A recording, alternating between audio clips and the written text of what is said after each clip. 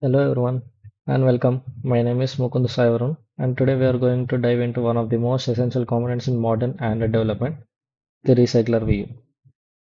If you ever built an app that needs to display a list of items, whether it's a social media feed, a product catalog, or a simple list of contacts, you know how important it is for scrolling to be smooth and responsive. In early days of Android, we had ListView, but as our apps and the amount of data they handle grow, its limitations became clear. That's where RecyclerView comes in.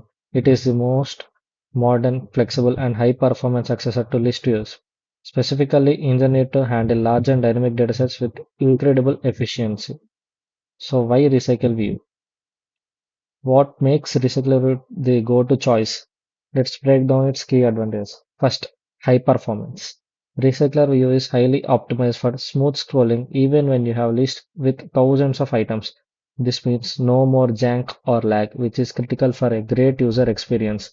Second, it offers unmatched flexibility. Unlike its predecessor, RecyclerView isn't locked into just one layout.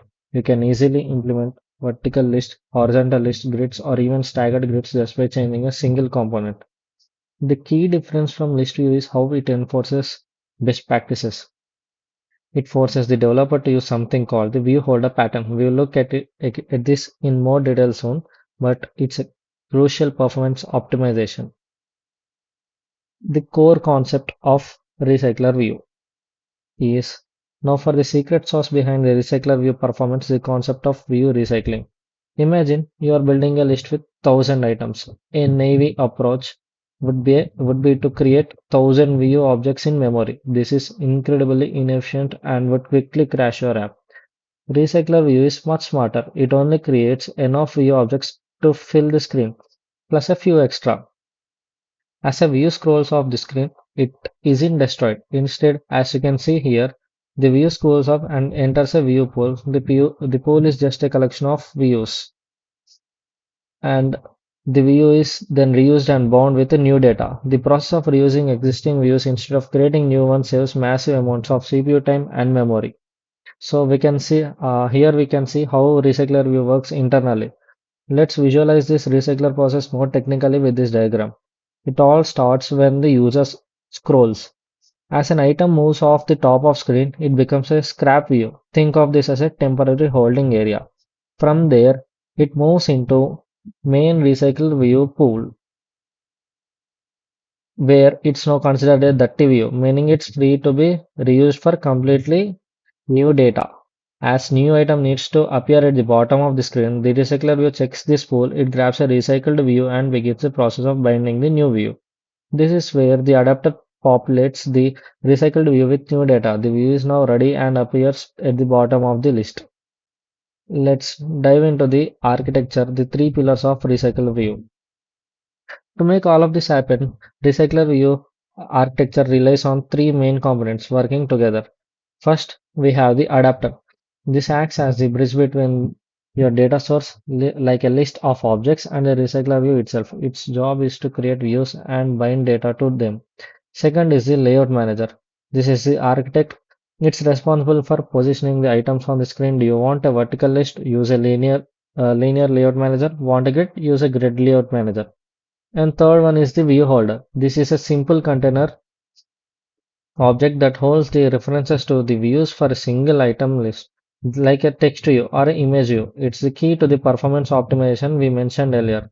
These three pillars work together within the main recycler view container to efficiently manage the entire process. Let's dive a bit deeper into adapter, as this is where you will write most of your code. To create an adapter, you need to implement three mandatory methods. First one is on create view holder. This method is called when the recycler view needs a brand new view holder, which typically only happen when the list first loads or if the recycle pool is empty. This is where you inflate your XML layout file for a single item.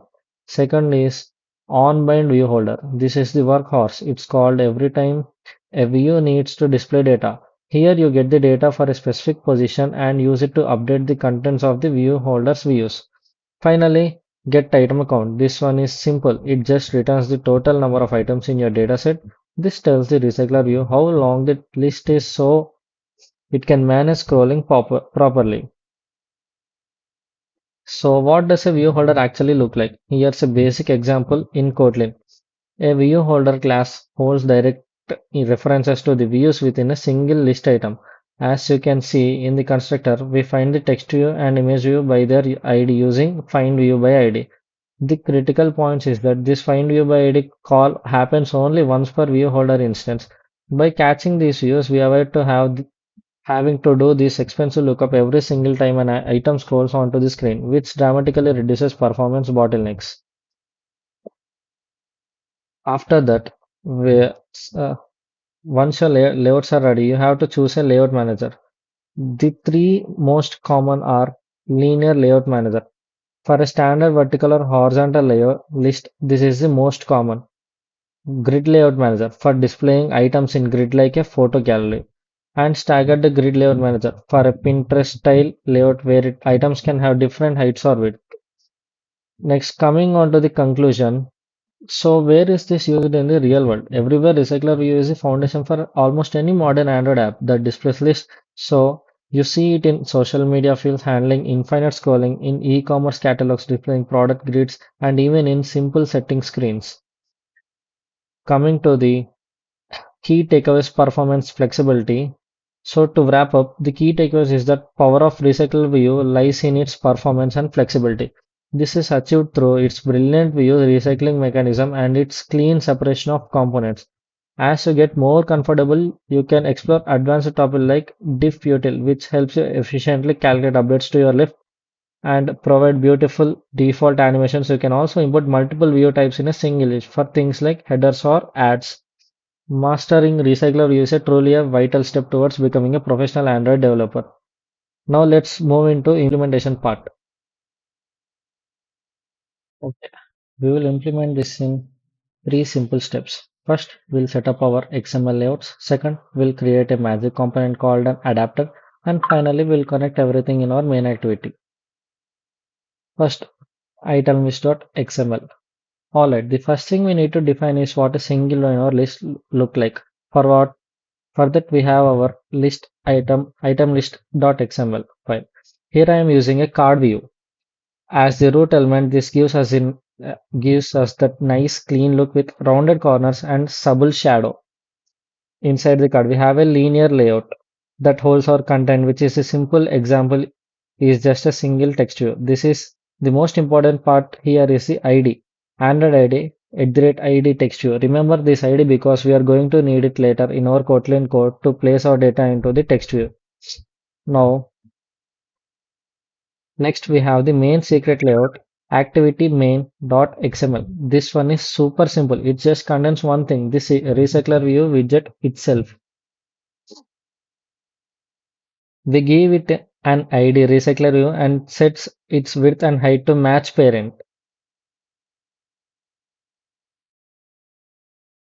Think of this as an empty container. It knows it's supposed to display a list, but it doesn't know what the list items look like or what data to show. That's where our adapter comes in. The adapter. Wait a minute, guys. I'll let you show the adapter.